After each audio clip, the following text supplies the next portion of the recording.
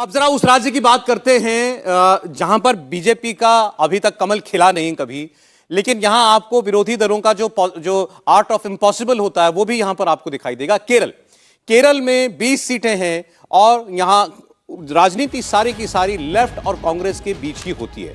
Vote share में आप देखिए तो यहां और कोई है नहीं। एनडीए 11 सीटों पर मात्र आपको दिखाई दे रहा है। यूडीएफ यानी कांग्रेस पार्टी के साथ जो अलायंस है वो जो पार्टियां जुड़ी हैं वो 47% पर है, एलडीएफ 41% पर है। और यहां रोचक बात यह है कि अलायंस एलडीएफ यूडीएफ सबका एक दूसरे के साथ है, तो आप ये कह लीजिए कि इन दोनों को आप जोड़ दें तो 88% वोट बनता है। तो एक तरफा ही सब कुछ है केरल में। तो ये चुनाव तो खिलाफ लड़ेंगे एक दूसरे के। यहाँ पे नाम का मतलब देखिए, यहाँ पे हमने भी वो कंसीडर नहीं किया कि साथ चुनाव लड़ेंगे। सीट कहीं भी जाए आनी वो इंडिया अलायंस के पास ये है, जीते कोई रहेंगे एक साथ, रहेंगे एक साथ। इस सीटों में आपको वो दिखाई देगा।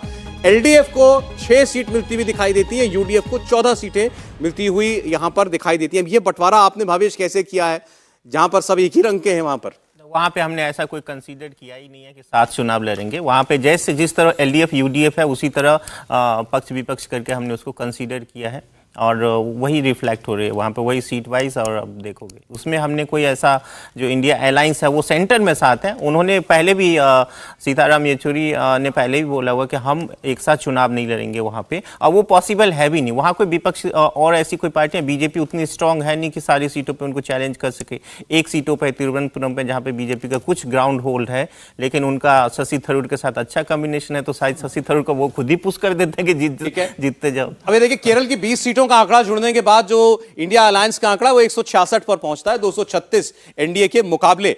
और इसमें अगर आप पिछली बार के मुकाबले तुलना देखना चाहते हैं, क्योंकि उसी आधार पर ये मानते हुए कि आमने सामने एलडीएफ यूडीएफ के उम्मीदवार होंगे, तो एलडीएफ को 5 सीट का फायदा है, यूडीएफ को 5 सीट का नुकसान होता हुआ दिखाई दे रहा है। कांग्रेस पार्टी यहां पर ज्यादातर सीटें जीती थी पिछले चुनाव में।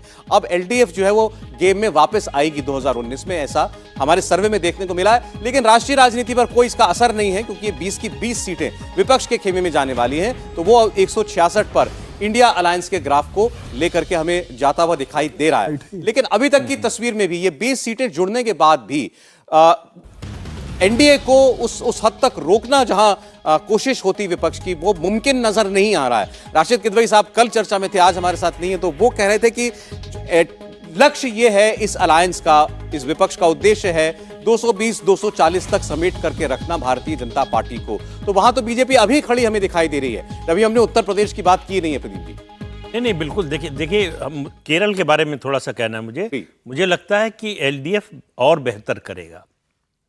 पिछले 5 सालों में पिनराई विजयन ने बहुत कंसोलिडेट किया है। 2021 का चुनाव उन्होंने वो एक ट्रेंड तोड़ा, जो रिवाज था कि हर बार 5 साल पे सरकार बदलती थी, उसको तोड़ा।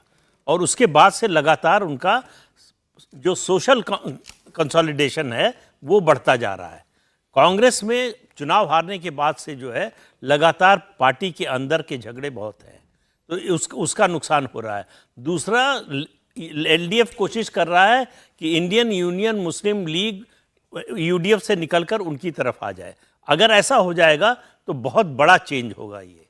तो इसलिए जो है हो सकता है एलडीएफ की सीटें और ज़्यादा आए और यूडीएफ की कुछ कम हो जाए। एक चीज मैं यहाँ दर्शकों के लिए बता दूं, यहाँ एलडीएफ यूडीएफ की बात हो रही तो आप कंफ्यूज ना हो। एलडीएफ अगर लेफ्ट बढ़ता है और यूडीएफ की सीटें कम होती है, मतलब कांग्रेस पार्टी की सीट कम हो रही है सीधे। और केरल से उनकी ज्यादातर सीटें केरल से आई थी पिछले चुनाव में। तो केरल में जितना राहुल गांधी वायनाड से लड़े थे, वायनाड से राहुल गांधी सांसद थे वहां से। ये जो भी नुकसान होगा कांग्रेस का होने जा रहा है केरल के अंदर, निश्चित रूप से। तो कांग्रेस की संख्या जो है केरल से कम होगी।